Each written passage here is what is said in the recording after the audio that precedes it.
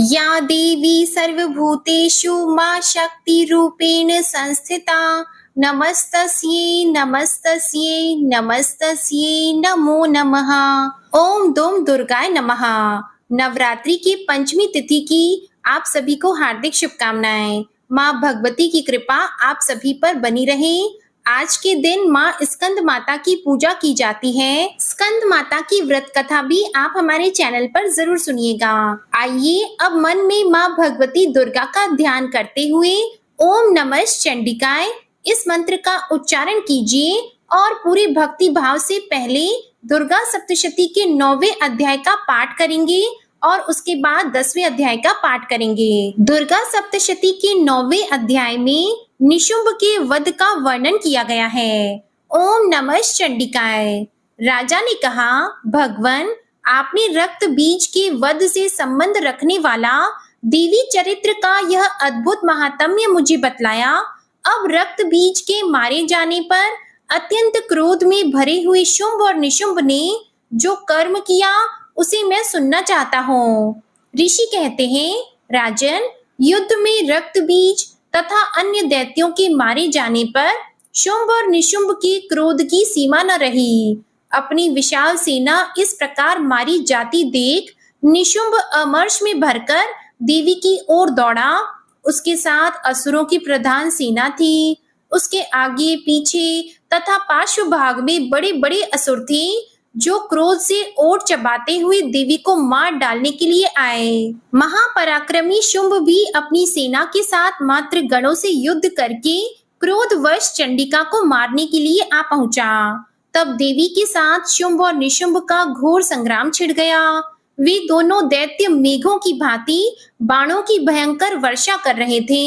उन दोनों के चलाए हुए बाणों को चंडिका ने अपने बाणों के समूह से तुरंत काट डाला और शस्त्र समूहों की वर्षा करके उन दोनों दैत्य पतियों के अंगों में चोट पहुंचाई। निशुंभ ने तीखी तलवार और चमकती हुई ढाल लेकर देवी के श्रेष्ठ वाहन सिंह के मस्तक पर प्रहार किया।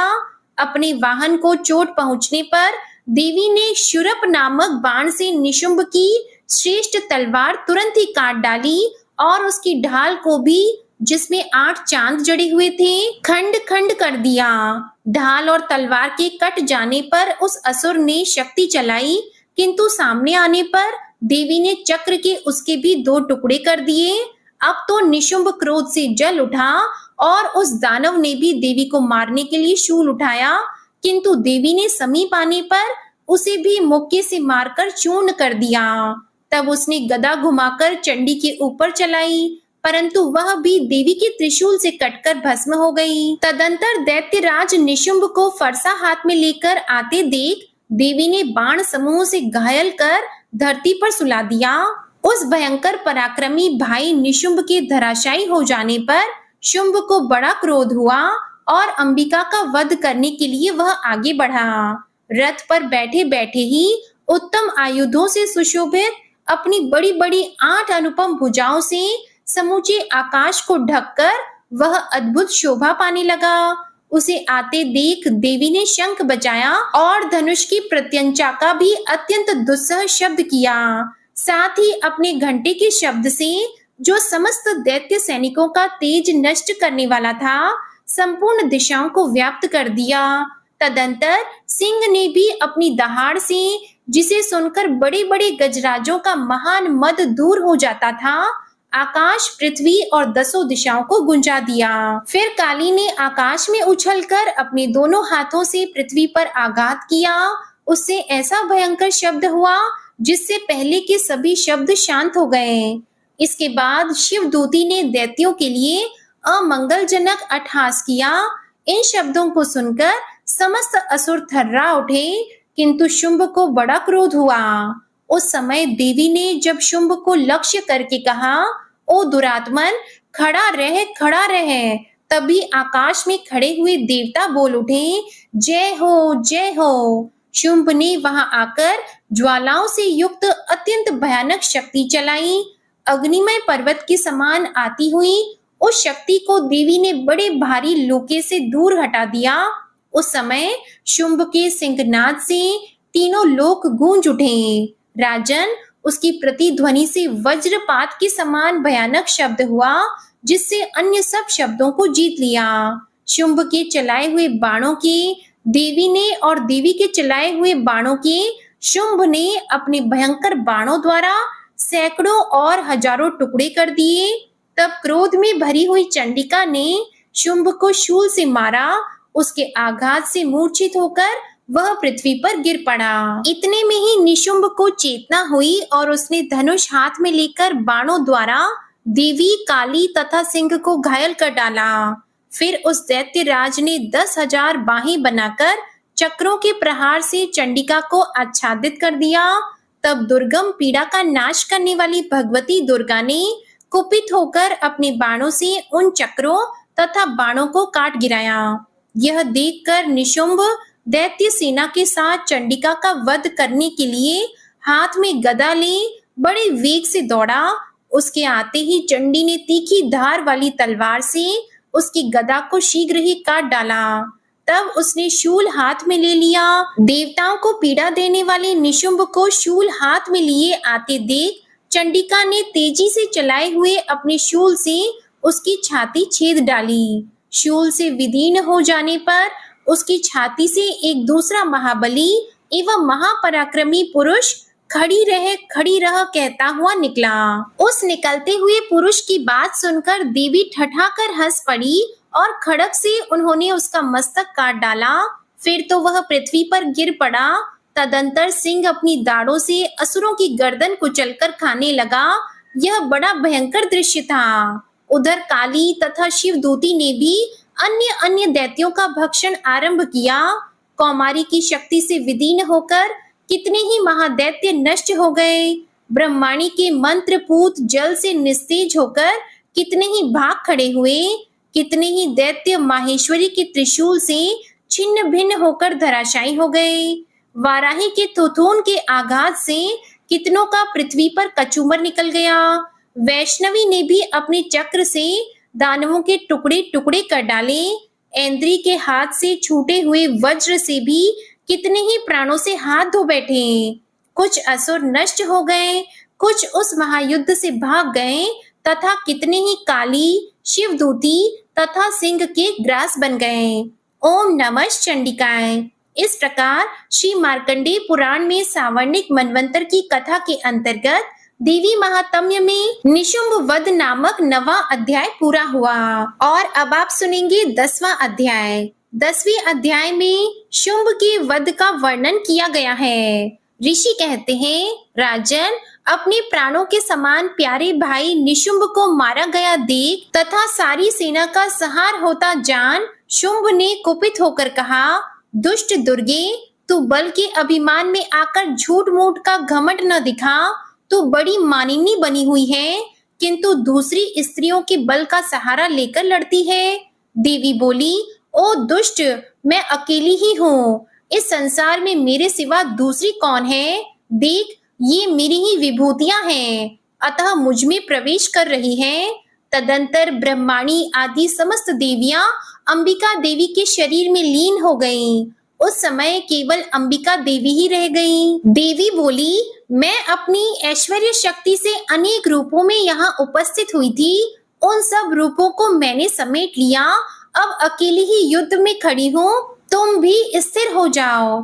ऋषि कहते हैं, तदंतर देवी और शुंभ दोनों में सब देवताओं तथा दानवों के देखते देखते भयंकर युद्ध छिड़ गया। बाणों की वर्षा तथा तीखे शस्त्रों एवं दारुण अस्त्रों के प्रहार के कारण उन दोनों का युद्ध सब लोगों के लिए बड़ा भयानक प्रतीत हुआ।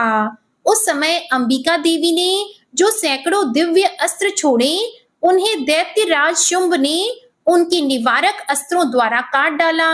इसी प्रकार शुंभ ने भी जो दिव्य अस्त्र चलाए, उसमें परमेश्वरी ने भयंकर हुंकार शब्द के उच्चारण आदि के द्वारा खिलवाड़ में ही नष्ट कर डाला।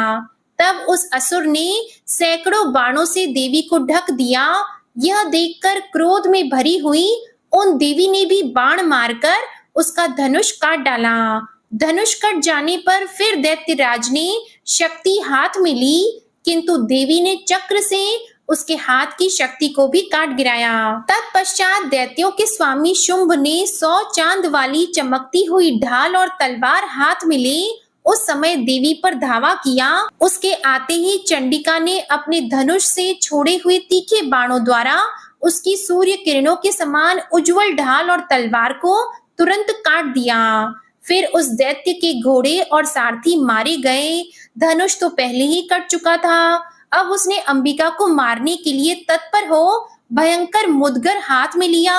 उसे आते देख देवी ने अपने तीक्ष्ण बाणों से उसका मुदगर भी काट डाला। तिस पर भी वह असुर मुक्का तानकर बड़ी तेजी से देवी की ओर झपटा। एक चांटा जड़ दिया। देवी का थप्पड़ खाकर दैत्यराज शुंभ पृथ्वी पर गिर पड़ा, किंतु पुनः सहसा पूर्ववत उठकर खड़ा हो गया। फिर वह उछला और देवी को ऊपर ले जाकर आकाश में खड़ा हो गया। तब चंडिका आकाश में भी बिना किसी आधार के ही शुंभ के साथ युद्ध करने लगी। उस समय दैत्य और चंडिका आकाश में एक दूसरे से लड़ने लगे। उनका वह युद्ध पहले सिद्ध और मुनियों को विस्मय में डालने वाला हुआ। फिर अंबिका ने शुंभ के साथ बहुत देर तक युद्ध करने के बाद उसे उठाकर घुमाया और पृथ्वी पर पटक दिया। पटके जाने पर पृथ्वी पर आने के बाद वह दुष्ट आत्मा दैत्य पुनः चंडिका का वध करने के लिए उनकी ओर बड़ी तेजी से दौड़ा। तब समस्त दैत्यों के राजा शुंभ को अपनी ओर आते देख देवी ने त्रिशूल से उसकी छाती छेद कर उसे पृथ्वी पर गिरा दिया। देवी के शूल की धार से घायल होने पर उसके प्राण पखेरु उड़ गए और वह समुद्रों, द्वीपों तथा पर्वतों सहित समूची पृथ्वी को कपाता हुआ भूमि पर गिर पड़ा। तदंतर उस दुरात्मा के मारे जाने पर संपूर्ण जगत प्रसन्न एवं पूर्ण स्वस्थ हो गया तथा आकाश स्वच्छ दिखाई देने लगा। पहले जो उत्पात सूचक मेघ और उल्कापात होते थे वे सब शांत हो गए तथा उस दैत्य के मारे जाने पर नदियां भी ठीक मार्ग से बहने लगी। उस समय शुंभ की मृत्यु के बाद संपूर्ण देवताओं का हृदय हर्ष से भर गया और गंधर्व गण मधुर गीत गाने लगे। दूसरे गंधर्व बाजे बजाने लगे और अप्सराएं नाचने लगी। पवित्र वायु बहने लगी। सूर्य की प्रभा उत्तम हो गई। अग्निशाला की बुझी हुई आग अपने आप प्रज्वलित हो उठी तथा संपूर्ण दिशाओं के भयंकर शब्द शांत हो गए। ओम नमः चंडिकाय। इस प्रकार श्री मार्कंडेय पुराण में सावर्णिक मनवंतर की कथा के अंतर्गत देवी महात्म्य में शुंभ वध नामक 10वां अध्याय पूरा हुआ। और अब सुनते हैं दुर्गा सप्तश्लोकी का पाठ। पूरे भक्ति भाव के साथ ओम नमः चंडिकाय इस मंत्र का उच्चारण कीजिए और अपने दोनों हाथ जोड़कर माँ भगवती जगदम्बा को प्रणाम करके इस पाठ को श्रवण कीजिए। भगवान शिव बोले, हे देवी, तुम भक्तों के लिए सुलभ हो और समस्त कर्मों का विधान करने वाली हो। कलयुग में कामनाओं की सिद्धि हेतु यदि कोई उपाय हो तो उसे अपनी वाणी के द्वारा सम्यक रूप से व्यक्त करो। तब देवी ने कहा, हे देव, आपका मेरे ऊपर बहुत स्नेह है। कलयुग में समस्त कामनाओं को सिद्ध करने वाला जो साधन है वह बतलाऊंगी, सुनो। उसका नाम है अम्बा स्तुति। ओम इस दुर्गा सप्तश्लोकी स्तोत्र मंत्र के नारायण ऋषि हैं। अनुष्टुप छंद हैं। श्री महाकाली, महालक्ष्मी और महासरस्वती देवता हैं। श्री दुर्गा की प्रसन्नता के लिए सप्तश्लोकी दुर्गा पाठ में इसका विनियोग किया जाता है। वे भगवती महामाया देवी ज्ञानियों के भी चित्त को बलपूर्वक खींचकर मोह में डाल देती हैं।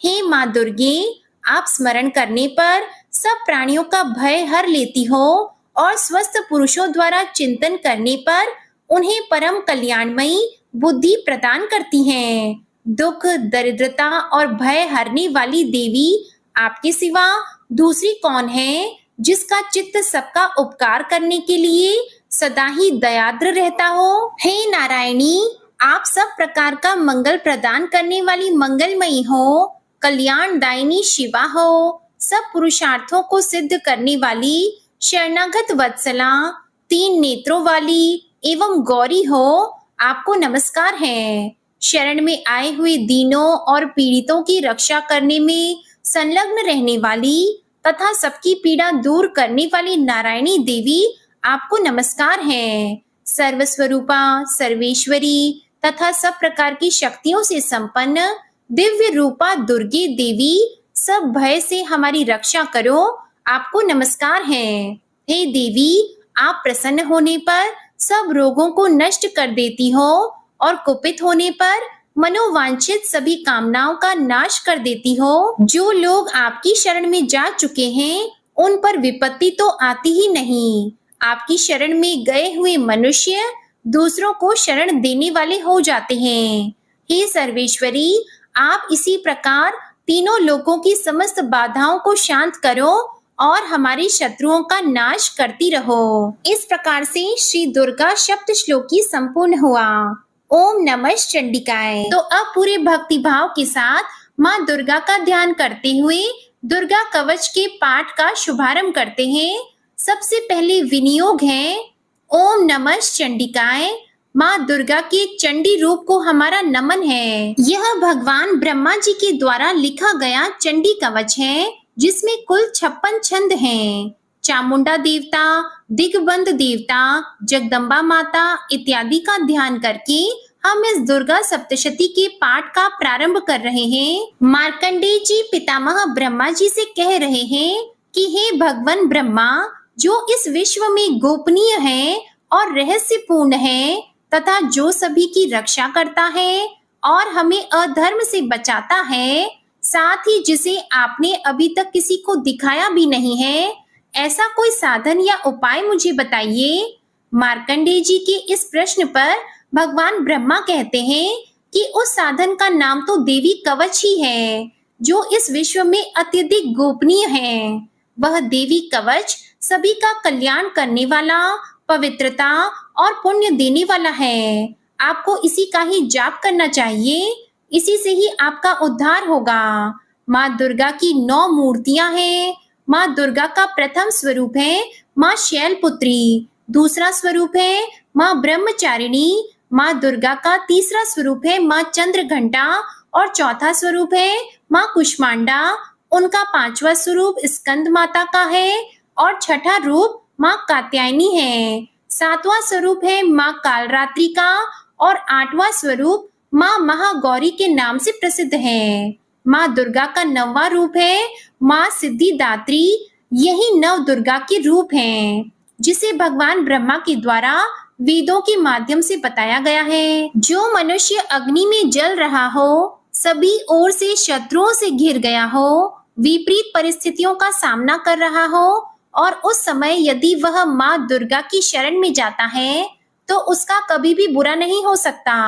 अर्थात माँ दुर्गा का ध्यान किए जाने पर माँ दुर्गा उसकी हर परिस्थिति में सहायता करती है। यदि युद्ध का समय हो और मनुष्य संकटों में घिरा हुआ हो, तो भी माँ दुर्गा के प्रभाव से उसका कुछ भी बुरा नहीं होता है। माँ दुर्गा उसके दुख, पीड़ा, भय इत्यादि का नाश कर देती है।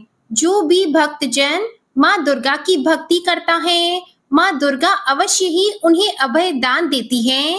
जो कोई भी देवी दुर्गा का ध्यान करता है, माँ दुर्गा उसकी हर प्रकार से रक्षा करती है और इस बात में कोई भी संशय नहीं है। चामुंडा माता का वाहन प्रेत है और वे उस पर सवारी करती हैं। वाराही माता का वाहन भैंसा है, ऐन्द्री माता का वाहन हाथी है, तो वहीं वैष्णवी माता का वाहन गरुड़ है।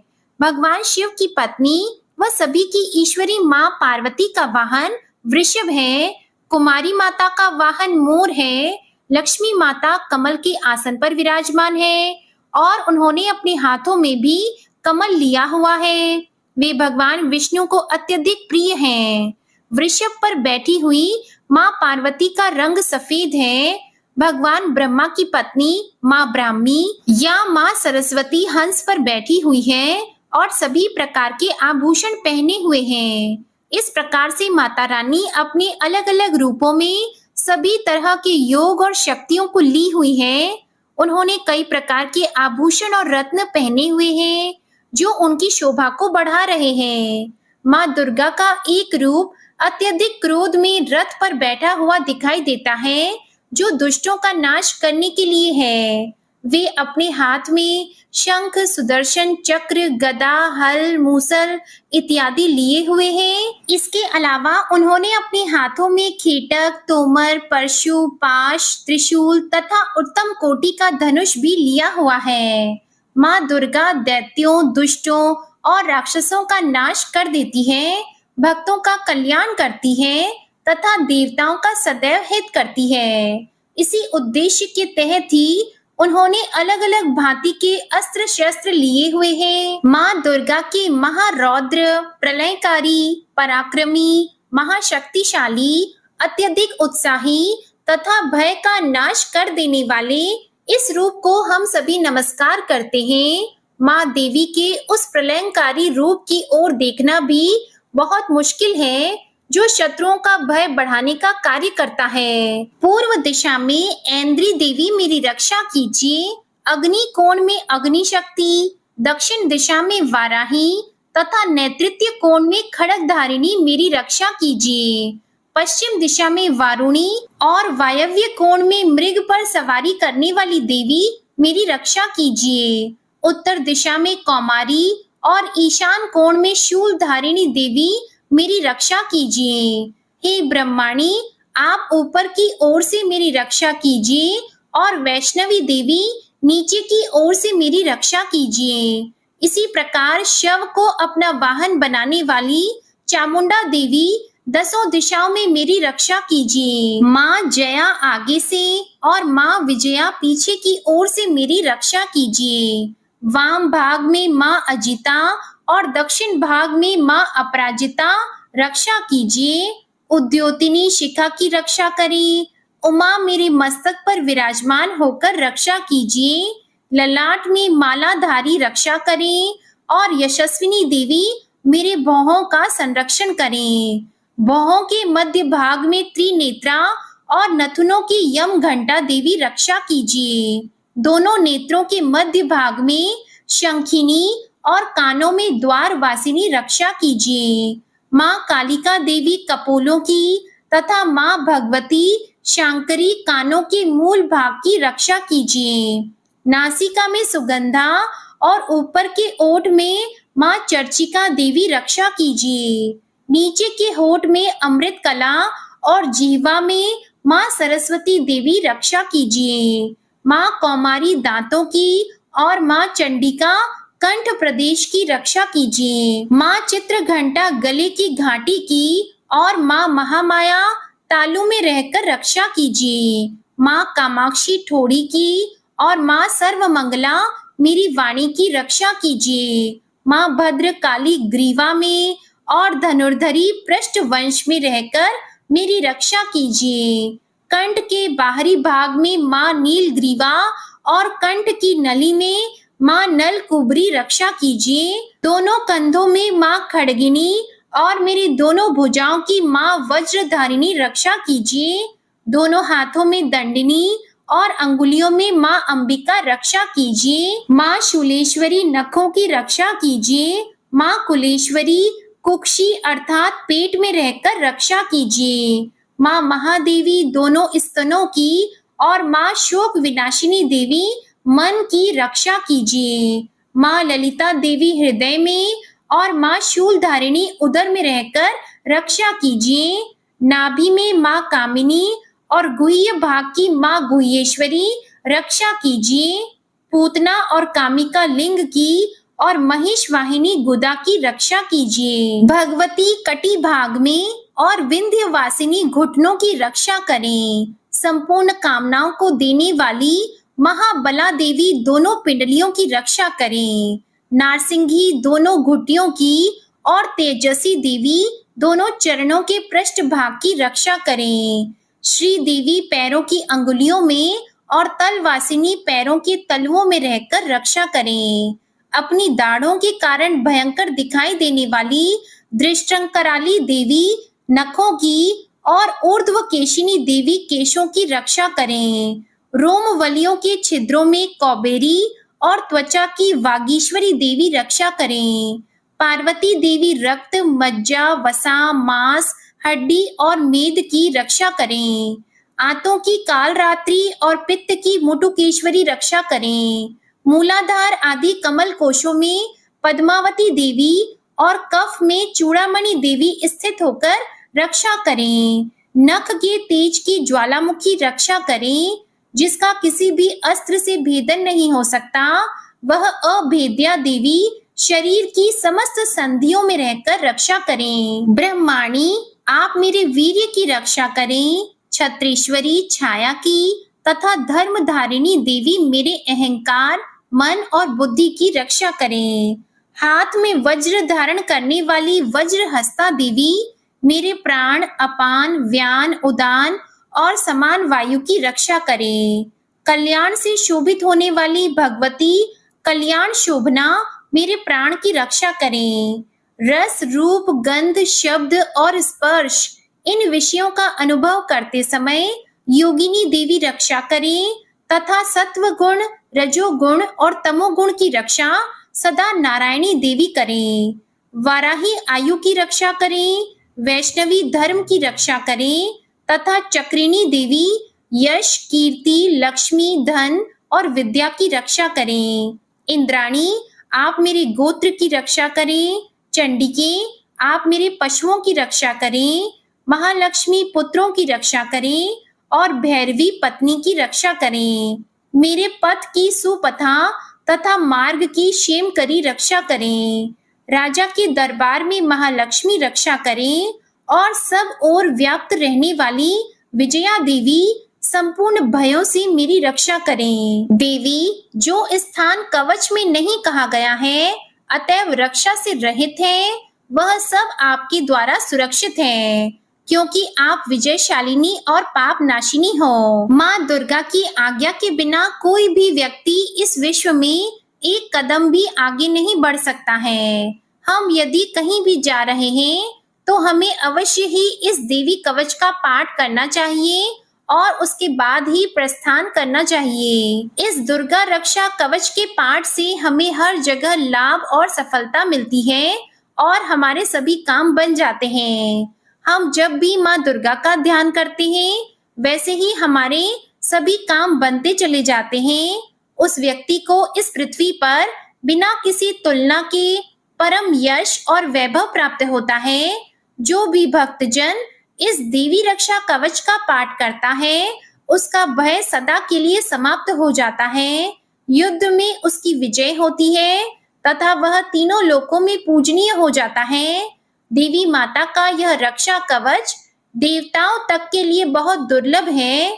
जो व्यक्ति इस देवी कवच का तीनों समय श्रद्धा भाव के साथ पाठ करता है, उसे देवी माता की कृपा से तीनों लोकों में विजय मिलती है। वह अकाल मृत्यु के भय से दूर होता है तथा 100 वर्षों से भी अधिक समय तक जीवित रहता है। इस दुर्गा कवच के पाठ से व्यक्ति के शरीर में होने वाले हर तरह के रोग समाप्त हो जाते हैं। उसके शरीर में बनने वाला विष भी समाप्त हो जाता है तथा कोई रोग उसका कुछ भी बिगाड़ नहीं सकता। जो भी मनुष्य इस दुर्गा रक्षा कवच को अपने हृदय में धारण कर लेता है, उस पर इस पृथ्वी पर होने वाले सभी तरह के अभिचारण, मंत्र, तंत्र का प्रभाव समाप्त हो जाता है। सभी तरह की डाकिनी, शाकिनी, अंतरिक्ष में रहने वाले अति शक्तिशाली और भयंकर डाकिनी, भूत, पिशाच, यक्ष, गंधर्व, राक्षस, ब्रह्म राक्षस, बेताल, कुष्मांडा भैरव इत्यादि सभी तरह की नकारात्मक शक्तियों के प्रभाव इस दुर्गा कवच के माध्यम से समाप्त हो जाते हैं।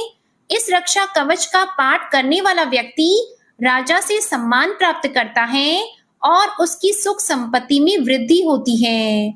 जो भी व्यक्ति इस देवी कवच का पाठ करता है, उसका हर जगह यश बढ़ता जाता है और जो भी इस कवच का 7 बार जाप करता है, उसका वंश इस पृथ्वी के अंत तक रहता है। इसके पश्चात जब उसकी मृत्यु हो जाती है, तब वह माँ दुर्गा के आशीर्वाद से परम स्थान को प्राप्त करता है। जो देवताओं को भी अत्यंत दुर्लभ है, उसे महामाया का प्रसाद मिलता है और उसकी मुक्ति हो जाती है। माँ दुर्गा के आशीर्वाद से वह सुंदर रूप को धारण करता है और भगवान शिव के समान आनंद प्राप्त करता है। श्री देवी दुर्गा कवच संपूर्ण हुआ और अब पूरे भक्ति भाव से माँ दुर्गा का ध्यान करके अर्गला स्तोत्र का पाठ करते हैं। ओम नमः चंडिकाय। माँ चंडिका देवी को नमस्कार है। मार्कंडेय ऋषि कहते हैं, जयंती अर्थात सबसे उत्कृष्ट एवं विजयशालिनी, मंगला अर्थात अपने भक्तों के जन्म मरण आदि संसार बंधन को दूर करने वाली मोक्षदायिनी मंगलमयी देवी, काली अर्थात प्रलय काल में संपूर्ण सृष्टि को अपना ग्रास बना लेने वाली, भद्रकाली अर्थात अपने भक्तों के लिए ही भद्र अथवा मंगल स्वीकार करने वाली, कपालिनी अर्थात हाथ में कपाल तथा गले में मुंडमाला धारण करने वाली, दुर्गा अर्थात कर्म एवं उपासना रूप दुसाध्य साधन से प्राप्त होने वाली, क्षमा अर्थात अत्यंत करुणामय स्वभाव होने के कारण अपने भक्तों के सारे अपराध क्षमा करने वाली, शिवा अर्थात सबका कल्याण करने वाली, धात्री अर्थात संपूर्ण प्रपंच को धारण करने वाली, स्वाहा अर्थात स्वाहा रूप से यज्ञ भाग ग्रहण करके देवताओं का पोषण करने वाली, तथा स्वधा रूप से श्राद्ध और तर्पण को स्वीकार करके पितरों का पोषण करने वाली, इन नामों से प्रसिद्ध जगदम्बिके आपको मेरा नमस्कार है। हे देवी चामुंडे, आपकी जय हो। संपूर्ण प्राणियों की पीड़ा हरने वाली देवी, आपकी जय हो। सब में व्याप्त रहने वाली देवी, आपकी जय हो। हे कालरात्रि, आपको नमस्कार है। मधु और कैटअप को मारने वाली तथा ब्रह्मा जी को वरदान देने वाली देवी, आपको नमस्कार है। आप मुझे रूप दो, जय दो, यश दो और काम क्रोध आदि शत्रुओं का नाश करो। महिषासुर का नाश करने वाली तथा भक्तों को सुख देने वाली देवी, आपको नमस्कार है।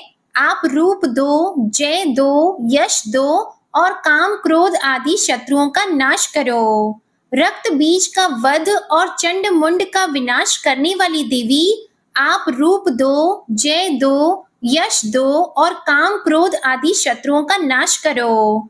शुंभ और निशुंभ तथा धूम्र लोचन का मर्दन करने वाली देवी, आप रूप दो, जय दो, यश दो और काम क्रोध आदि शत्रुओं का नाश करो। सबके द्वारा वंदित युगल चरणों वाली तथा संपूर्ण सौभाग्य प्रदान करने वाली देवी, आप रूप दो, जय दो, यश दो और काम क्रोध आदि शत्रुओं का नाश करो। देवी, आपके रूप और चरित्र अचिंत्य हैं।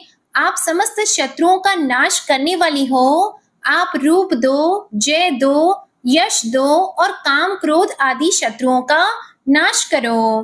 पापों को दूर करने वाली चंडिके, जो भक्ति पूर्वक आपके चरणों में सर्वदा मस्तक झुकाते हैं, उन्हें रूप दो, जय दो, यश दो और उनके काम क्रोध आदि शत्रुओं का नाश करो। रोगों का नाश करने वाली चंडिके, जो भक्ति पूर्वक आपकी स्तुति करते हैं, उन्हें रूप दो, जय दो, यश दो और उनके काम क्रोध आदि शत्रुओं का नाश करो। हे चंडिके, इस संसार में जो भक्ति पूर्वक आपकी पूजा करते हैं, उन्हें रूप दो, जय दो, यश दो और उनके काम क्रोध आदि शत्रुओं का नाश करो। मुझे सौभाग्य और आरोग्य दो, परम सुख दो, रूप दो, जय दो, यश दो और मेरे काम क्रोध आदि शत्रुओं का नाश करो। जो मुझसे द्वेष रखते हो, उनका नाश और मेरे बल की वृद्धि करो। रूप दो, जय दो, यश दो और मेरे काम क्रोध आदि शत्रुओं का नाश करो। हे देवी, मेरा कल्याण करो, मुझे उत्तम संपत्ति प्रदान करो। रूप दो, जय दो, यश दो और मेरे काम क्रोध आदि शत्रुओं का नाश करो। हे अंबिके, देवता और असुर दोनों ही अपने माथे के मुकुट की मणियों को आपके चरणों पर घिसते रहते हैं।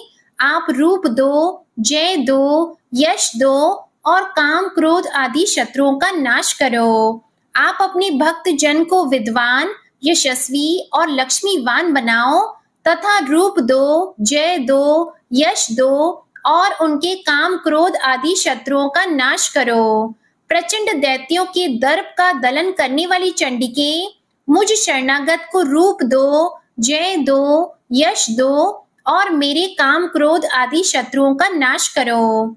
चतुर्मुख ब्रह्मा जी के द्वारा प्रशंसित चार भुजा धारिणी परमेश्वरी, आप रूप दो, जय दो, यश दो और काम क्रोध आदि शत्रुओं का नाश करो। हे देवी अंबिके, भगवान विष्णु नित्य निरंतर भक्ति पूर्वक आपकी स्तुति करते रहते हैं। आप रूप दो, जय दो, यश दो और काम क्रोध आदि शत्रुओं का नाश करो। हिमालय कन्या पार्वती के पति महादेव जी के द्वारा प्रशंसित होने वाली परमेश्वरी, आप रूप दो, जय दो, यश दो और काम क्रोध आदि शत्रुओं का नाश करो। शचीपति इंद्र के द्वारा सद्भाव से पूजित होने वाली परमेश्वरी, आप रूप दो, जय दो, यश दो और काम क्रोध आदि शत्रुओं का नाश करो। प्रचंड भुजदंडों वाले दैत्यों का घमंड चूर करने वाली देवी, आप रूप दो, जय दो, यश दो और काम क्रोध आदि शत्रुओं का नाश करो। हे देवी अंबिके, आप अपने भक्त जनों को सदा असीम आनंद प्रदान करती रहती हो। मुझे रूप दो, जय दो, यश दो और मेरे काम क्रोध आदि शत्रुओं का नाश करो। मन की इच्छा के अनुसार चलने वाली मनोहर पत्नी प्रदान करो, जो दुर्गम संसार सागर से तारने वाली तथा उत्तम कुल में उत्पन्न हुई हो। जो मनुष्य इस अर्गला स्तोत्र का पाठ करके सप्तशती रूपी महास्तोत्र का पाठ करता है, वह सप्तशती की जप संख्या से मिलने वाले श्रेष्ठ फल को प्राप्त होता है। साथ ही वह प्रचुर संपत्ति भी प्राप्त कर लेता है। अर्गला स्तोत्र संपूर्ण हुआ। कीलक स्तोत्र। ओम नमः चंडिकाय। मार्कंडेय ऋषि जी कहते हैं, विशुद्ध ज्ञान ही जिनका शरीर है, तीनों वेद ही जिनके दिव्य नेत्र हैं, जो कल्याण प्राप्ति के हेतु हैं तथा अपने मस्तक पर अर्ध चंद्र का मुकुट धारण करते हैं, उन भगवान शिव को नमस्कार है। मंत्रों का जो अभी कीलक है, अर्थात मंत्रों की सिद्धि में विघ्न उपस्थित करने वाले शाप रूपी कीलक का जो निवारण करने वाला है, उस सप्तशती स्तोत्र को संपूर्ण रूप से जानना चाहिए और जानकर उसकी उपासना करनी चाहिए। यद्यपि सप्तशती के अतिरिक्त अन्य मंत्रों के जप में भी जो निरंतर लगा रहता है, वह भी कल्याण का भागी होता है। उसके भी उच्चाटन आदि कर्म सिद्ध होते हैं तथा उसे भी समस्त दुर्लभ वस्तुओं की प्राप्ति हो जाती है। तथापि जो अन्य मंत्रों का जप न करके केवल इस सप्तशती नामक स्तोत्र से ही देवी की स्तुति करते हैं, उन्हें स्तुति मात्र से ही सच्चिदानंद स्वरूपिणी देवी सिद्ध हो जाती है। उन्हें अपने कार्य की सिद्धि के लिए मंत्र, औषधि तथा अन्य किसी साधन के उपयोग की आवश्यकता नहीं रहती। बिना जप के ही उनके उच्चाटन आदि समस्त आभिचारिक कर्म सिद्ध हो जाते हैं। इतना ही नहीं, उनकी संपूर्ण अभीष्ट वस्तुएं भी सिद्ध होती हैं। लोगों के मन में यह शंका थी कि जब केवल सप्तशती की उपासना से अथवा सप्तशती को छोड़कर अन्य मंत्रों की उपासना से भी समान रूप से सब कार्य सिद्ध होते हैं, तब इनमें श्रेष्ठ कौन सा साधन है? लोगों की इस शंका को सामने रखकर भगवान शंकर ने अपने पास आए हुए जिज्ञासुओं को समझाया कि यह सप्तशती नामक संपूर्ण स्तोत्र ही सर्वश्रेष्ठ एवं कल्याणमय है। इसके बाद भगवती चंडिका के सप्तशती नामक स्तोत्र को महादेव जी ने गुप्त कर दिया। सप्तशती के पाठ से जो पुण्य प्राप्त होता है, उसकी कभी समाप्ति नहीं होती, किंतु अन्य मंत्रों के जप से उत्पन्न पुण्य की समाप्ति हो जाती है। अतः भगवान शिव ने अन्य मंत्रों की अपेक्षा जो सप्तशती की ही श्रेष्ठता का निर्णय किया, उसे यथार्थ ही जानना चाहिए। अन्य मंत्रों का जप करने वाला पुरुष भी यदि सप्तशती के स्तोत्र और जप का अनुष्ठान कर ले, तो वह भी पूर्ण रूप से ही कल्याण का भागी होता है। इसमें तनिक भी संदेह नहीं है। जो साधक कृष्ण पक्ष की चतुर्दशी अथवा अष्टमी को एकाग्रचित होकर भगवती की सेवा में अपना सर्वस्व समर्पित कर देता है और फिर उसे प्रसाद रूप से ग्रहण करता है, उसी पर भगवती प्रसन्न होती है, अन्यथा उनकी प्रसन्नता नहीं प्राप्त होती। इस प्रकार सिद्धि के प्रतिबंधक रूप कीलक के द्वारा महादेव जी ने इस स्तोत्र को कीलित कर रखा है। जो पूर्वोक्त रीति से निष्कीलन करके इस सप्तशती स्तोत्र का प्रतिदिन स्पष्ट उच्चारण पूर्वक पाठ करता है, वह मनुष्य सिद्ध हो जाता है, वही देवी का पार्षद होता है और वही गंधर्व भी होता है। सर्वत्र विचरते रहने पर भी इस संसार में उसे कहीं भी भय नहीं होता, वह अपमृत्यु के वश में नहीं पड़ता तथा देह त्यागने के बाद मोक्ष प्राप्त कर लेता है। अतः कीलन को जानकर उसका परिहार करके ही सप्तशती का पाठ आरंभ करें। जो ऐसा नहीं करता उसका नाश हो जाता है। इसलिए कीलक और निष्कीलन का ज्ञान प्राप्त करने पर ही यह स्तोत्र निर्दोष होता है और विद्वान पुरुष इस निर्दोष स्तोत्र का ही पाठ आरंभ करते हैं। स्त्रियों में जो कुछ भी सौभाग्य आदि दृष्टिगोचर होता है वह सब देवी के प्रसाद का ही फल है। अतः इस कल्याणमय स्तोत्र का सदा जप करना चाहिए। इस स्तोत्र का मंद स्वर से पाठ करने पर स्वल्प फल की प्राप्ति होती है और उच्च स्वर से पाठ करने पर पूर्ण फल की सिद्धि हो जाती है। अतः उच्च स्वर से ही इसका पाठ आरंभ करना चाहिए। जिनके प्रसाद से ऐश्वर्य, सौभाग्य, आरोग्य, संपत्ति, शत्रुनाश तथा परम मोक्ष की भी सिद्धि होती है, उन कल्याणमयी जगदम्बा की स्तुति मनुष्य क्यों नहीं करते। कीलक स्तोत्र संपूर्ण हुआ और अब माँ भगवती दुर्गा का अपने मन में ध्यान करते हुए और अब आप सुनेंगे माँ दुर्गा जी की आरती। ओम जय अम्बे गौरी मैया जय श्यामा गौरी, तुमको निश दिन ध्यावत हरि ब्रह्मा शिवरी। ओम जय अम्बे गौरी मांग सिंदूर विराजत, टीको मृग मद को उज्ज्वल से दो नैना चंद्र वदननी को। ओम जय अम्बे गौरी कनक समान कलेवर रक्तांबर राजी, रक्त पुष्प गल माला कंठन पर साजी। ओम जय अम्बे गौरी के हरि वाहन राजत, खड्ग खपर धारी, सुर नर मुनि जन सेवत तिनके दुख हारी। ओम जय अम्बे गौरी कानन कुंडल शोभित, नासाग्रे मोती, कोटिक चंद्र दिवाकर समराजत ज्योति। ओम जय अम्बे गौरी शुंभ निशुंभ बिदारे, महिषासुर घाती, धूम्र विलोचन नैना निश दिन मदमाती। ओम जय अम्बे गौरी चंड मुंड सहारी, शोणित बीज हरी, मधु कैटभ दो मारे, सुर भयहीन करे। ओम जय अम्बे गौरी ब्रह्माणी रुद्राणी, तुम कमला रानी, आगम निगम बखानी, तुम शिव पट रानी।